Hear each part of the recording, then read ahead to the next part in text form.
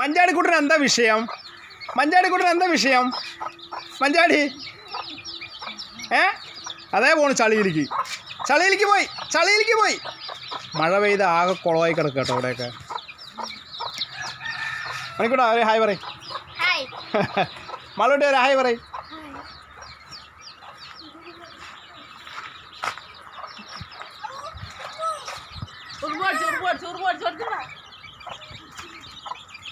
നമ്മുടെ വീട്ടിൽ തനിയെ മുട്ടയിട്ട് തനിയെ വിരിഞ്ഞ കോഴിയാട്ടോ, കുഞ്ഞുങ്ങളാട്ടോ. 12 കുഞ്ഞുങ്ങളുണ്ട്.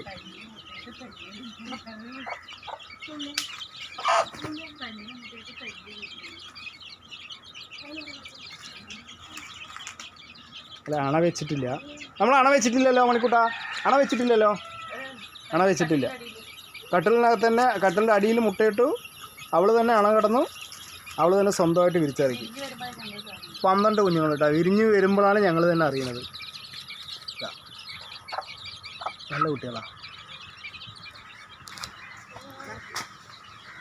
ബ്ലാക്കി ബാ.